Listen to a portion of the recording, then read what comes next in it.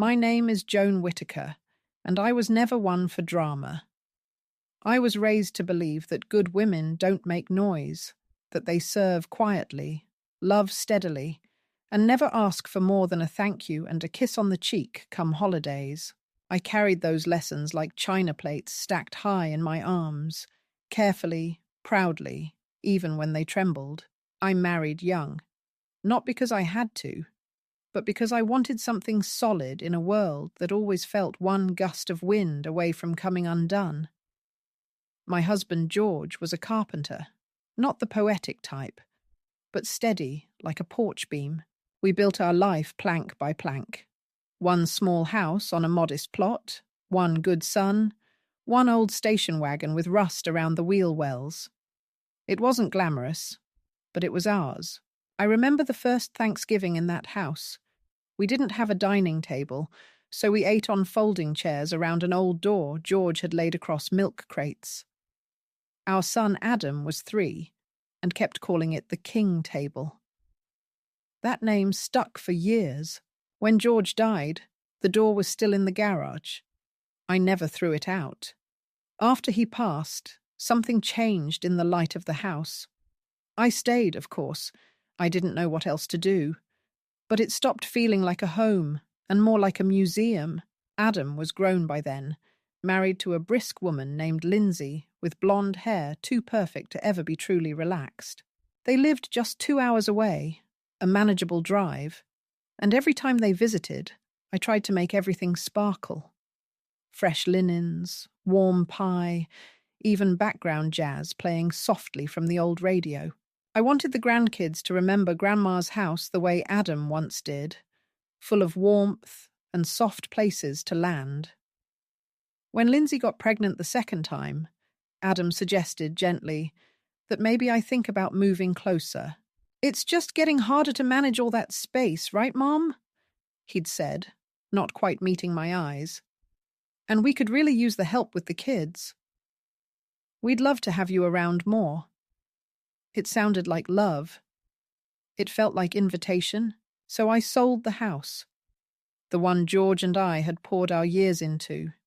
The one with the door table in the garage and the magnolia tree out front that bloomed like a miracle every April. I sold it for far less than it was worth and handed the check to Adam. "Let's make the house bigger," he said. "Add a room for you.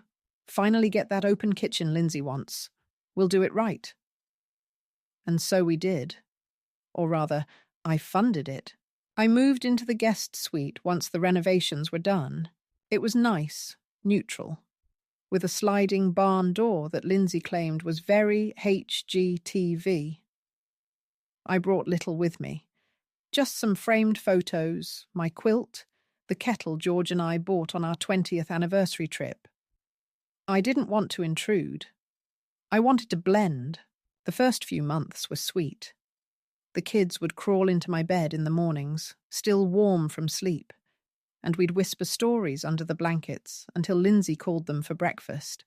I'd pack their lunches, walk them to school, sew the loose buttons on their uniforms.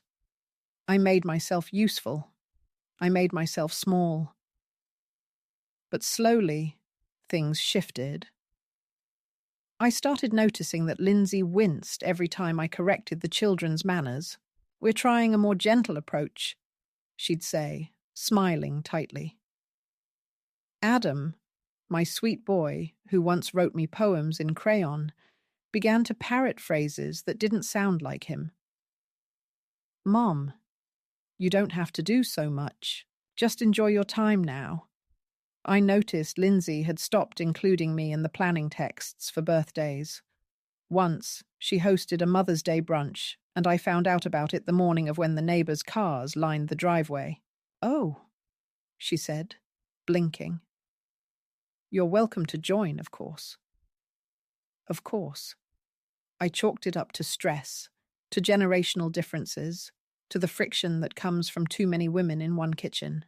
But something inside me began to sink, like a pie crust left too long in the oven, shrinking back from the edges. I wasn't ungrateful.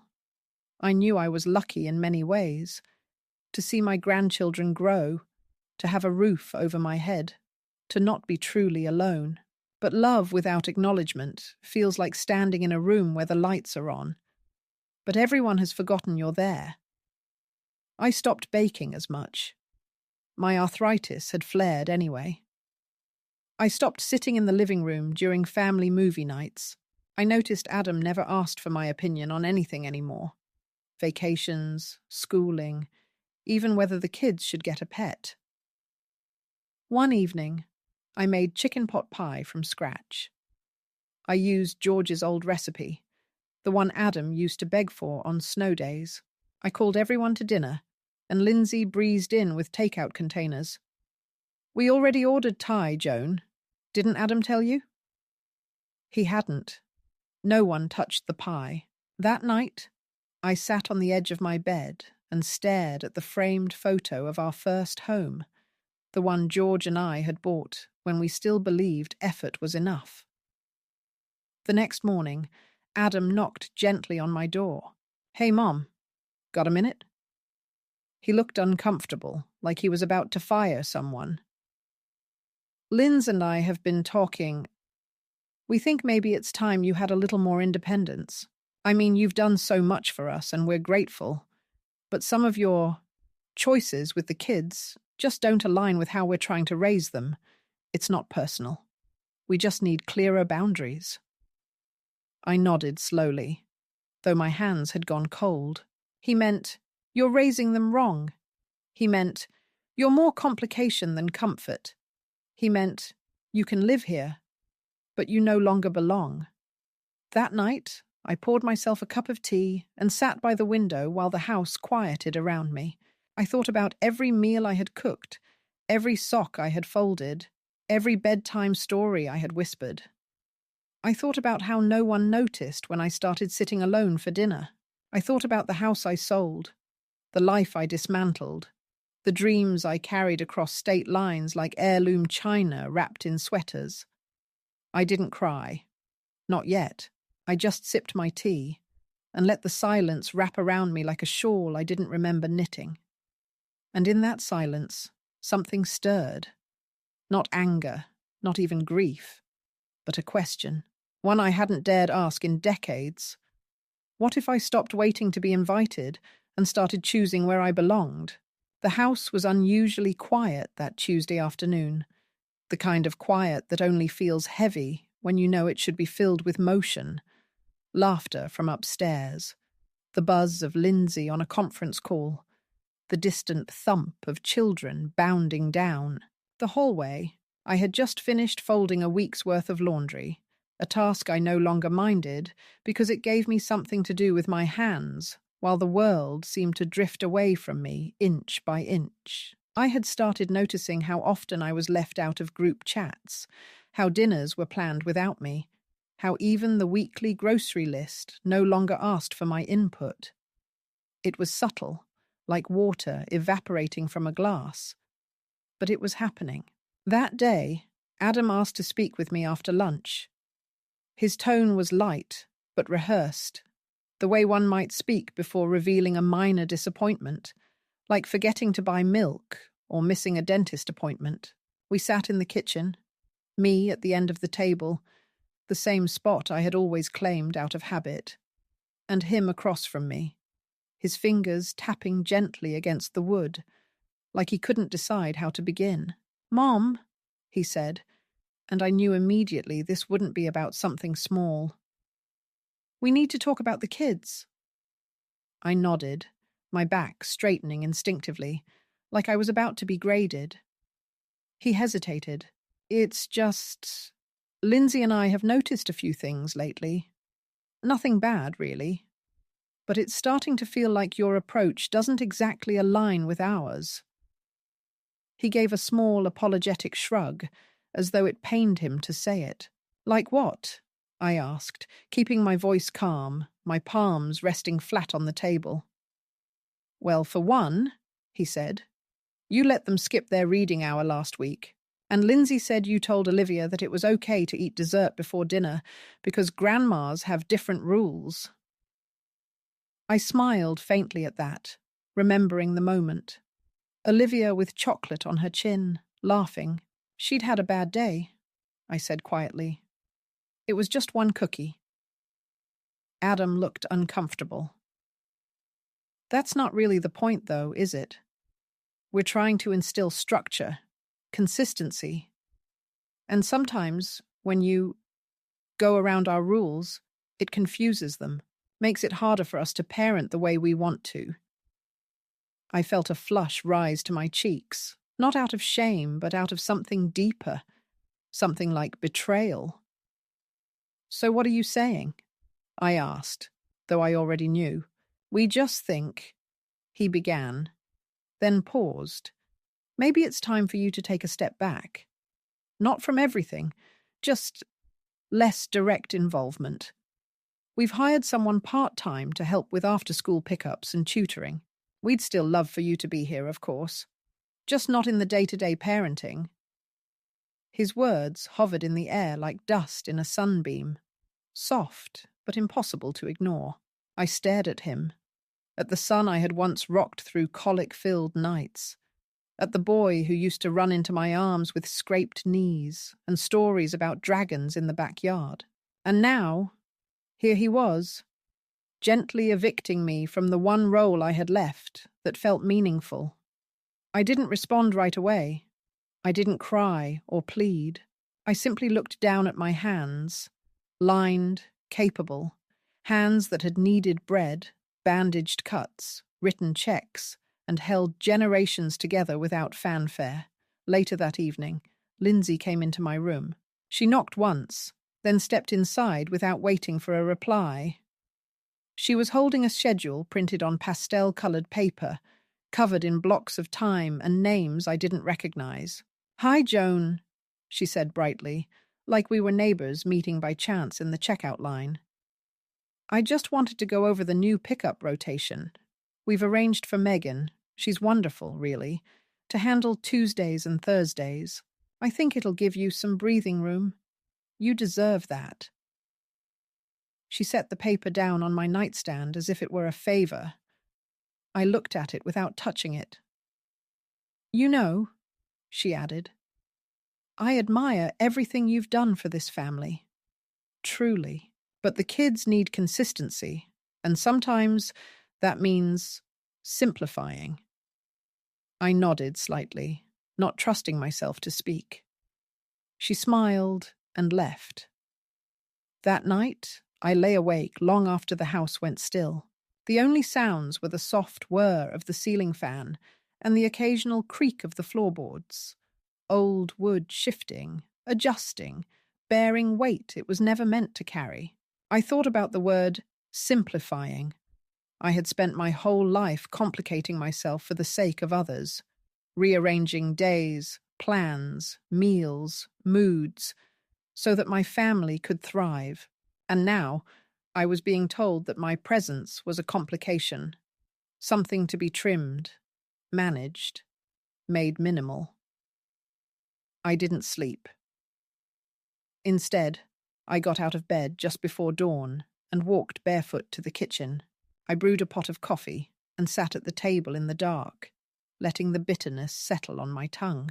I thought about my old house, the one George and I had spent our lives paying off, the one I sold so that this house, this shared space, could become more functional. I thought about how, technically, I still owned a majority share. My name was on the reconstruction contract. My investment had made this version of the house possible. I had given so much, and they had taken it, wrapped it in soft words, and asked me to step aside. The next morning, I found Olivia's drawing on the counter. It was a stick figure family: Mom, Dad, her little brother, the dog, and a tall figure off to the side with silver hair and no face. Underneath, she had written, "Family." No label for me. No Grandma Joan. Just a faceless woman floating beside them. I stood there holding the paper, and for the first time in a long time, I felt something sharp inside me. Not rage, but recognition. I was no longer invisible. I was being erased, with a smile, with gratitude, with pastel schedules and gentle exclusions. That was the moment I realized I had been living in a house I helped build, sleeping in a room I paid for, contributing to a family narrative that no longer included me, and I was expected to do it with a quiet grace, like it was a privilege to still be allowed within earshot. I folded the drawing carefully and placed it in the back of my drawer, next to George's letters and the deed to my old property. I didn't know what I would do next, but I knew this much. I wouldn't let myself become a footnote in a story I wrote. I didn't leave right away. I stayed, moving silently through the days like an old housecoat you forget to take off before guests arrive. I cooked a little less. I spoke a little softer. I let the silence build up around me like fog on a winter morning, slow, creeping, and oddly familiar. For a while, I tried to adjust, to reinterpret their boundaries as an act of love rather than rejection. I told myself that stepping back wasn't the same as being pushed out, that maybe this was just a season, like the long in-between stretch of early spring where nothing blooms, but you trust something will. But seasons are supposed to change, and this one didn't. Instead, things grew colder in ways I couldn't quite name. My grandson stopped asking me to read him stories. Lindsay began correcting me in front of the children with a smile so tight it looked like a seam about to split. And Adam, my Adam, seemed to vanish into his phone, his work, his silence. One morning, I found a note on the fridge, written in Lindsay's precise handwriting. It was a new family calendar, color-coded and complete. My name wasn't on it. Not for pickups, not for dinners, not even for Sunday brunch, which I had hosted every week since they moved into this house. I stared at it for a long time, trying to remember the last time anyone had asked me what I wanted to do on a Sunday. Later that day, Lindsay approached me with the bright tone she used when trying to manage people rather than speak to them. "Joan," she said, "just a heads up. We've decided to move brunch to my mum's place for the next few months. Easier for the kids, and Mum's got more room now that she redid her kitchen." I nodded. I didn't ask why I wasn't included. I already knew. But something shifted then. Something small and final. Like the soft click of a door you didn't realize had been closed until you tried to push it open again. That night, I sat in my room and opened the box I kept beneath the bed. The one filled with documents I had saved since the renovations. The receipts, the contracts, the notarized agreement listing me as primary investor in the home expansion. It had been written in generous, trusting ink. I hadn't read it in years. Now I read it twice. The following morning, Lindsay asked if I could watch the kids after school. Megan, the part-time nanny they had hired, had called in sick. "Only if you're up for it," she added, already turning away. I said yes. Of course I said yes. And that afternoon, Olivia came home with a scrape on her knee and ran straight past Megan to me. I cleaned the cut, wrapped it in a bandage, and kissed the top of her head. "Thanks, Grandma," she whispered, just loud enough for me to hear. Not long after that, I overheard Lindsay speaking on the phone. I hadn't meant to. I was folding towels in the hallway outside the office when her voice floated through the half-closed door. "She means well," she said, "but honestly, she just doesn't fit into the routine anymore. It's exhausting, like we're constantly having to manage her presence." I stood frozen, the towel still in my hands. That word again. Exhausting.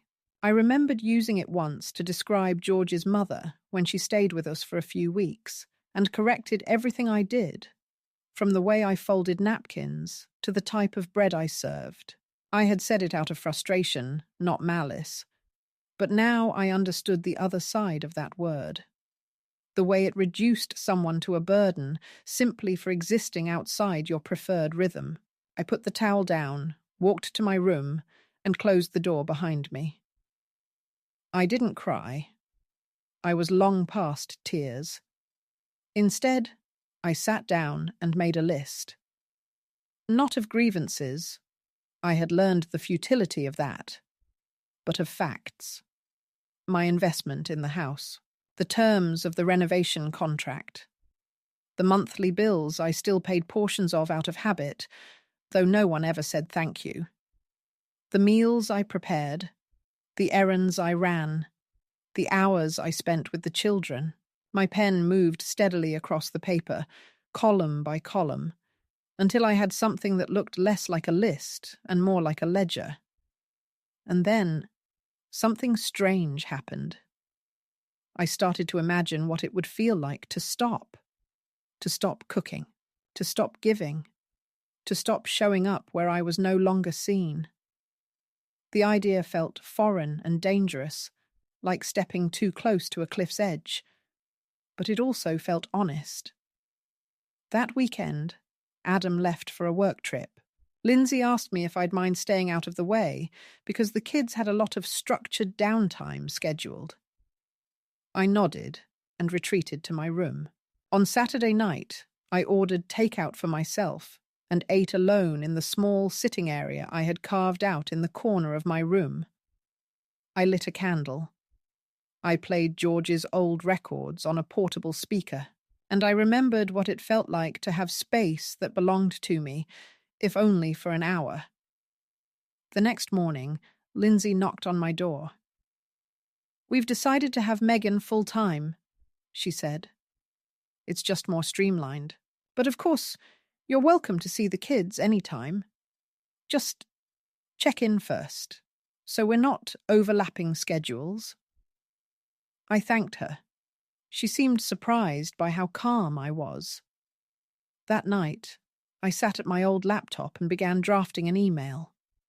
Not to Adam, not to Lindsay, but to a real estate attorney I had met years ago when George and I first updated our wills. I explained the situation briefly and asked for an appointment. I didn't know exactly what I was planning, but I knew I needed to understand my options. Not out of spite, but out of self-respect. I finished the message, closed the computer, and stared at the room around me. The framed family photos, the toys I kept in a basket for the grandkids, the shawl Lindsay had given me for Christmas, still in its packaging. And then I said aloud, to no one in particular, "I think I'm done being grateful for being tolerated." It felt dangerous, like cursing in church. But it also felt true. I lay down in bed, pulled the covers up to my chin, and stared at the ceiling. For the first time since moving into that house, I didn't feel small. I felt quiet. And there's a difference. Quiet contains power. Quiet can become action. And in that silence, I began to plan, not revenge, but re-entry into my own life. The appointment with the attorney was scheduled for a Wednesday morning, a time I knew Lindsay would be out running errands, and the house would be quiet enough for me to slip away unnoticed. I wore my best coat, the navy one with the wool collar that George always said made me look like a woman who knew things, and I caught the early bus into town, not wanting to risk the car or the questions that might follow. The office was small but neat, tucked between a used bookstore and a tailor's shop that had been there since I was a girl. When I walked in, the receptionist looked up with a smile that didn't ask questions and offered me water in a glass, not a paper cup. That meant something to me, though I couldn't say exactly what. Mr. Bennett was older than I remembered, grey around the temples, slower in his gait, but his mind was still sharp. And when I handed him the manila folder filled with contracts, receipts, and renovation agreements, he took one look and said, "You have more leverage than you think." I told him everything in a voice as steady as I could manage. I explained how I sold my house, how I invested in the remodel of Adam and Lindsay's, how my name was written in as a majority contributor, how I had lived there ever since, but was now slowly being nudged to the outer edges of the picture. "They haven't asked you to leave, then?" he said. "Not directly," I answered. "But they've taken away every reason for me to stay." He nodded, flipping through the paperwork with the speed of someone who had seen too many similar stories. "And you still hold these accounts?" "Every payment for the contractors came from me. Every utilities setup still runs through the accounts I opened. I trusted them. I never thought I'd need to protect myself from my own son." He looked at me then, not with pity, but with something gentler, recognition. "You're not the first to say that. You won't be the last." He made a few notes, asked a few questions, then leaned back in his chair. "The structure is clear. You are not a tenant. You're not a dependent. You are, by contract and contribution, a co-owner of this property, and not in name only. You have full legal standing to take action." I nodded, though I still wasn't sure what action I wanted to take. I didn't want to make them homeless. I didn't want to hurt the children. I didn't even want to embarrass Lindsay, though God knows she'd never offered me the same courtesy. What I wanted, what I desperately needed, was for someone to look me in the eye and say, "You're not invisible." On the ride back, I didn't go straight home. Instead, I got off the bus 2 stops early and walked through the neighborhood where George and I had spent our first married years. The bakery was gone, but the park was still there. The benches a little rusted, but still pointed toward the duck pond. I sat for a while, hands folded in my lap, and thought about how many times I had bent myself into silence so that others could speak more comfortably. How often I had edited myself out of stories for the sake of peace, and peace, it seemed, had not returned the favor. That night, Adam came home late and barely glanced in my direction. I watched him walk into the kitchen, pour himself a glass of wine, and listen half-heartedly to Lindsay describe her day. The kids were already in bed. No one had asked if I wanted to say goodnight. I sat in my room and stared at my computer screen, the tab for my bank account already open. The travel fund was still there, untouched, slowly accruing interest like a whisper that refused to be silenced. I had started it years ago, in the haze after George died. My original plan was simple. One last family trip. One perfect week where all the fractures could be softened by ocean air and sunset light. I had saved diligently, birthday money, tutoring side jobs, even selling my wedding ring once I no longer wore it. All of it went into that account. And now, that dream was dead. But the money was not. It waited, patient and loyal, untouched by their neglect. That night, I clicked a new folder open on my desktop and named it something simple: Plan B. I didn't know what it meant yet, but it felt good to write it. The next day, Lindsay texted me from the car. "We're looking into moving the guest suite into more of a flexible space, maybe a home office or yoga room. Just a heads up." "No. Would you mind?" "No. Let's talk." Just a warning, masked as a courtesy. I stared at the message for a long time, then locked my phone and walked outside. The wind was picking up, tugging at the last of the leaves that clung to the trees like memories. I stood by the mailbox, looked up at the house, and for the first time, I didn't see home. I saw a structure, a transaction, a place where my contributions had been spent but not honored. I had built this space with love, and now I was being evicted by degrees, softly, sweetly, and completely. Inside, I opened my laptop and returned to the folder. I renamed it. Not Plan B. That sounded like a compromise. I renamed it Return, because that was what I wanted. Not a new life, not revenge, just to return to a version of myself that remembered her own worth. The day I decided to initiate the transfer was a Wednesday, not because it held any symbolic weight or poetic irony, but because it was practical. Midweek meant fewer eyes, less family traffic, and enough silence to think clearly. I had woken early, earlier than usual, before the children stirred, and before Lindsay began her usual rotation of yoga videos and meal prep podcasts that seemed designed to fill the house with noise so thick no one could hear anything meaningful. I moved through the kitchen like a tenant passing through a hotel lobby, careful not to disturb, not to exist too loudly. The kettle hissed on the stove, and I cradled my mug in my hands as I sat by the window, watching the light crawl over the fence I had once paid to have repainted, the one Adam forgot to thank me for. I didn't feel angry, not exactly. What I felt was weight. Years of swallowed words and self-minimizing gestures layered in my chest like sediment. At 9:02 a.m., I opened my laptop, navigated to the secure client portal Mr. Bennett had set up, and signed the digital authorization for the trustee to begin the process of reclassifying my share of the house as a managed asset. It was a clean maneuver, quiet, devoid of spectacle.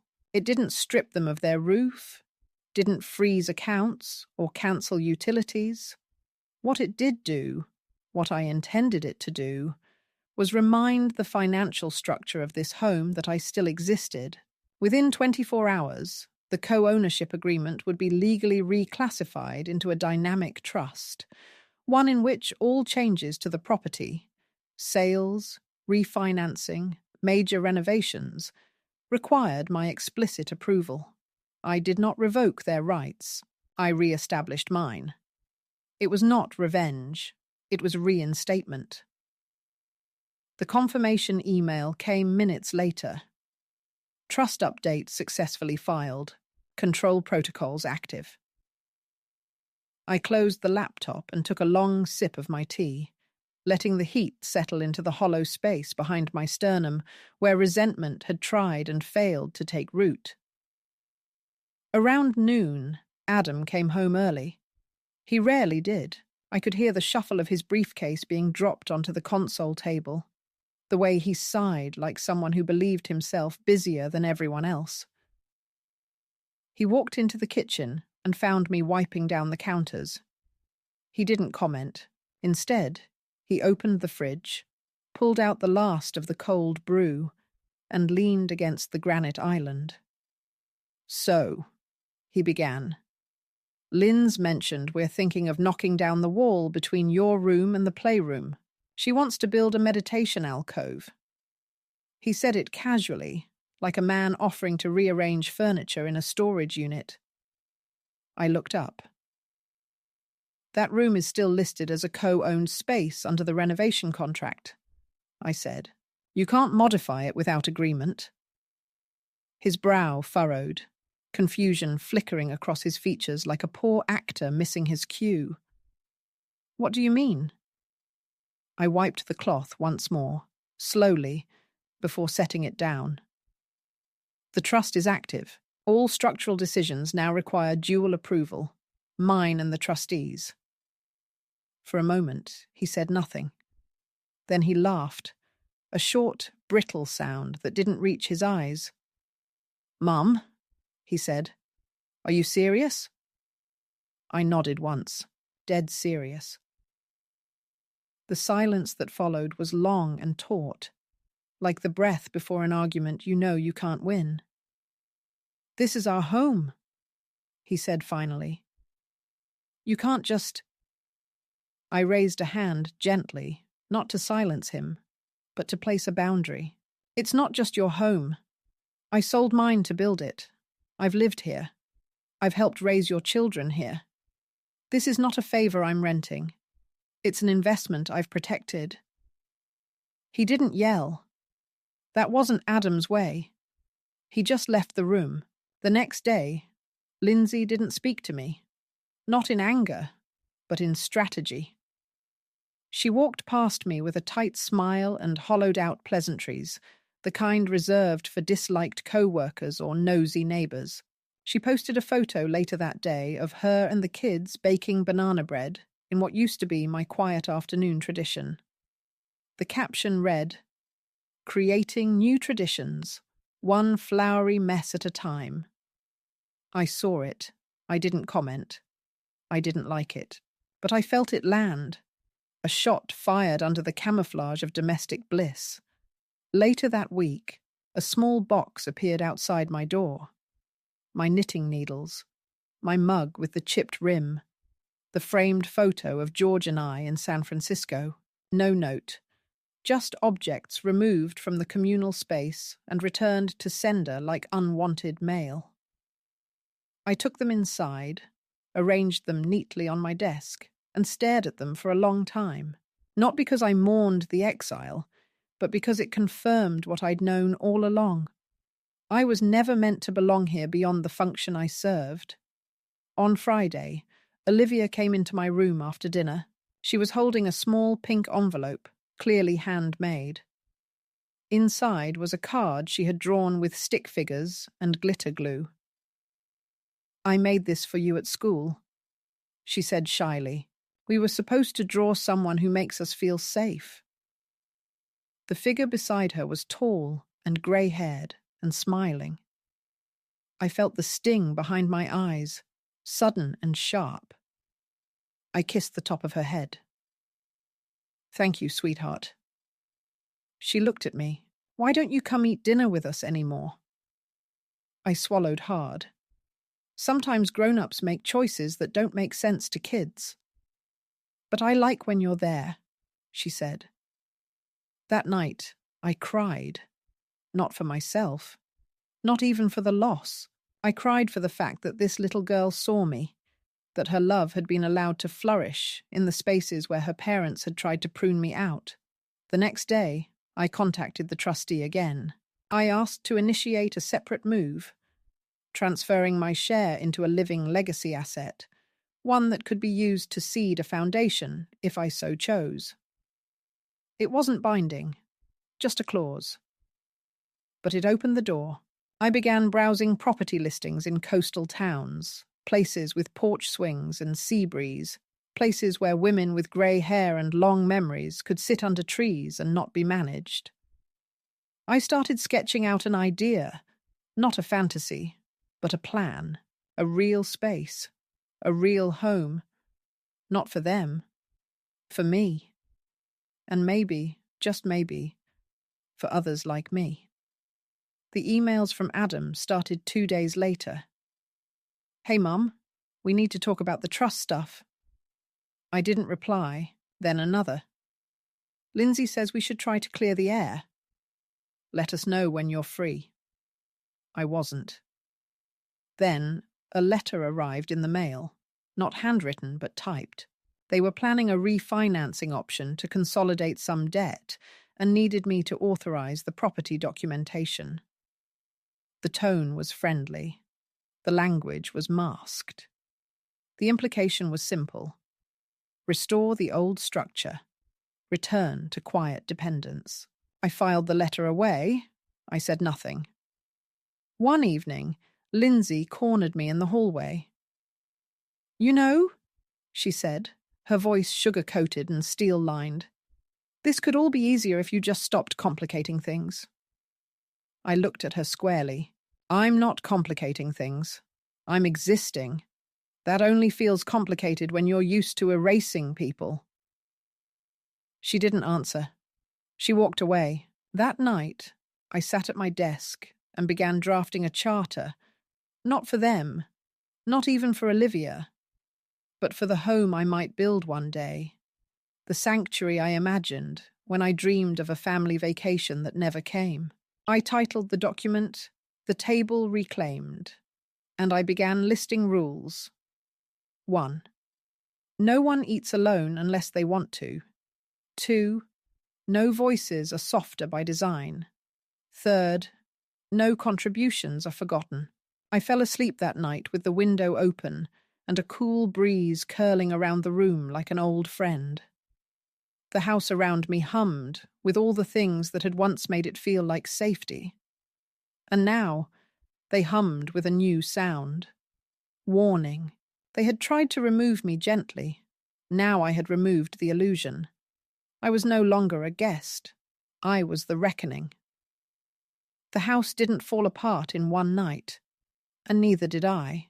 What happened next unfolded quietly, with all the weight of inevitability and none of the drama people expect when families break.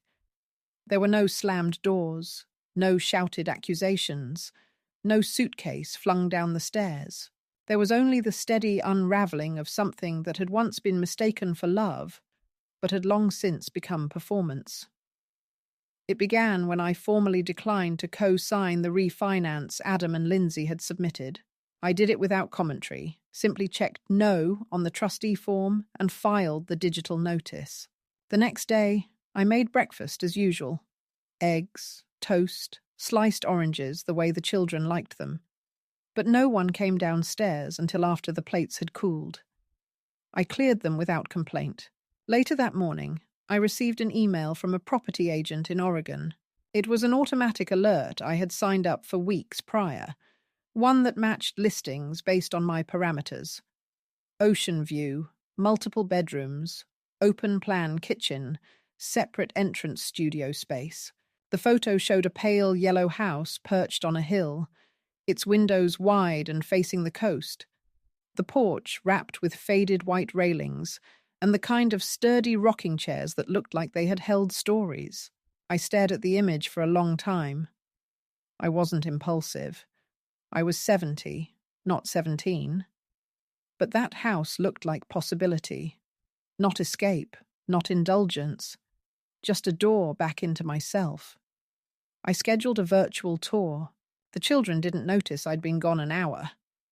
That weekend, I hosted a tea for a few women from the community centre. It wasn't anything grand, just scones, coffee, and folding chairs on the back lawn. But each woman who came had once confided something to me in hushed voices or through brittle smiles. One had nursed her husband through cancer and then been moved to a guest room in her daughter's home when he passed. Another had spent years raising grandchildren until she was told kindly but firmly that her methods were outdated. We didn't talk about that directly.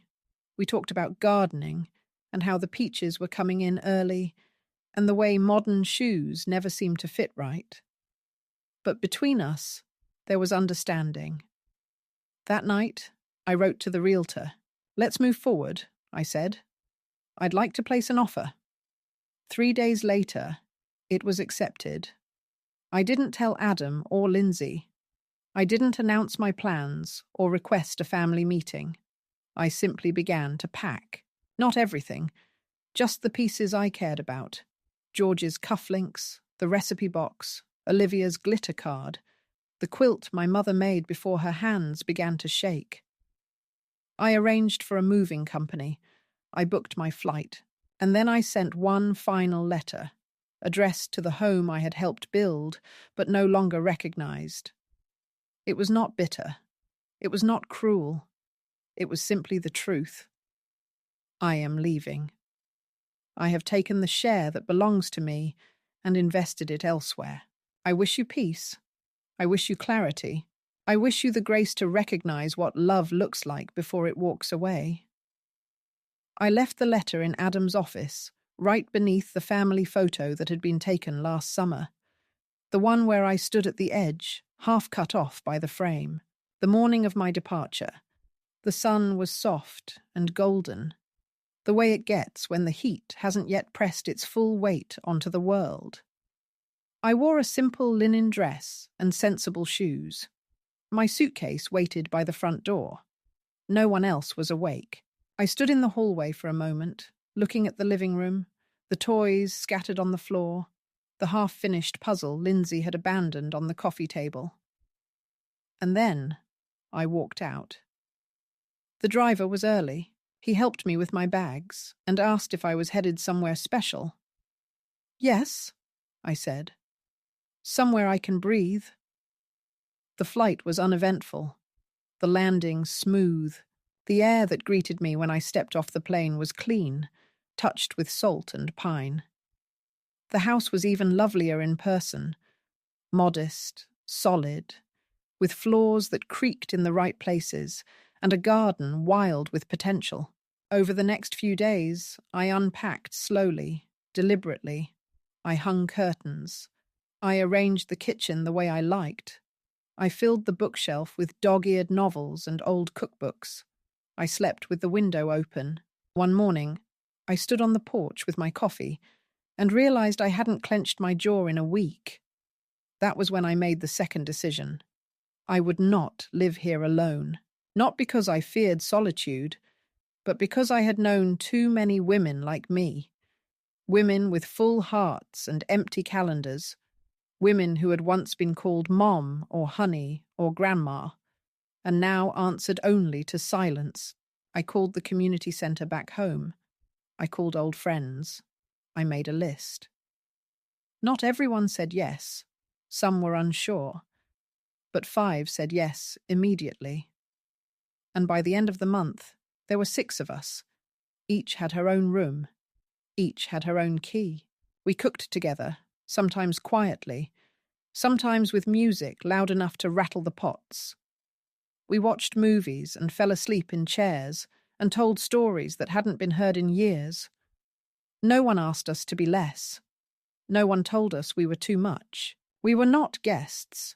We were the home. One night, as we sat under the porch lights with the ocean murmuring in the distance, I looked around the table at the women who had once been background characters in someone else's story, and now sat at the head of their own, and I thought, this is the family I needed all along. Not inherited, chosen, not bound by duty, built by recognition. I was not abandoned. I was released. And I had chosen where I would land.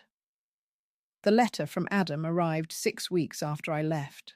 It wasn't handwritten. He hadn't done that since high school. But the envelope was thick, the kind you don't use for casual things.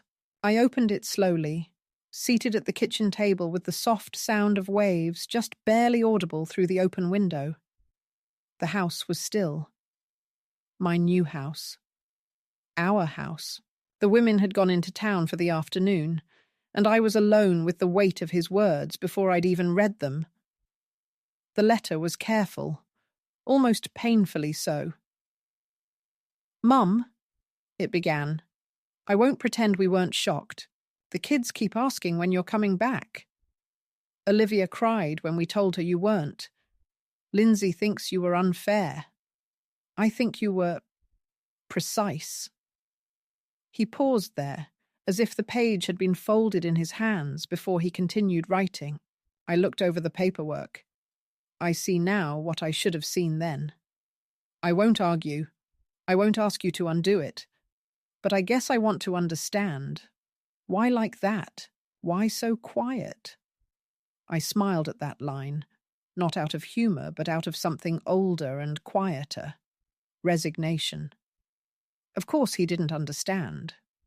Quiet to him had always meant passivity, not power.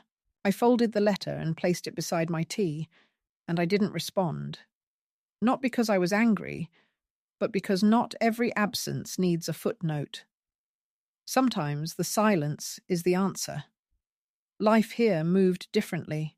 There were rhythms, yes, shared chores, meal rotations, doctor's visits, but also long stretches of stillness where no one expected you to perform usefulness.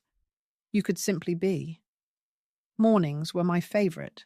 I'd rise before the others, start the coffee, walk the perimeter of the garden, making mental notes of which herbs had taken root. There was a cat now, feral at first, but slowly becoming ours. We hadn't named him. He came and went as he pleased. I liked that about him. The women, my housemates, my companions, each brought something unique to this space. Marcia, with her background in accounting, had taken to managing our finances with the precision of someone who used to juggle corporate ledgers and now found joy in balancing grocery receipts. Helen baked bread every Friday. Eleanor handled the carpool whenever someone had a medical appointment. No one kept score. That was the rule. Contribution wasn't measured by volume, but by spirit. We began hosting monthly gatherings. Quiet ones, just tea and conversation, for women in town who didn't quite know where they belonged anymore. Some came out of curiosity, others out of quiet desperation. They'd sit on the porch, looking around as if they weren't sure it was real. "You live here together?" they'd ask. "And no one argues?" We'd laugh. Of course we argued, but not about our right to exist, not about our worth. One woman came 3 times before she finally asked if we had a room. We did. Her name was Teresa. She moved in last week. The house stretched, accommodated, as if it had been waiting for her. That evening, as we folded laundry together, she asked what brought each of us here. The answers were varied: widowhood, retirement, estrangement, survival. But when it was my turn, I simply said, "I stopped asking for permission." She looked at me for a long moment, then nodded. That night, I sat on the porch alone, watching the moon trace its quiet path across the sky. I thought of Adam. I thought of Olivia. I missed them, of course I did. But I did not regret leaving, because what I had built here was not a replacement. It was restoration. I hadn't burned a bridge. I had chosen a new road, and if they ever decided to walk it, they'd find the gate wasn't locked. Just closed until knocked upon with understanding, not entitlement. I leaned back in my chair, pulled the shawl tighter around my shoulders, and whispered something into the night. Not a prayer, not a wish. Just this: I'm home.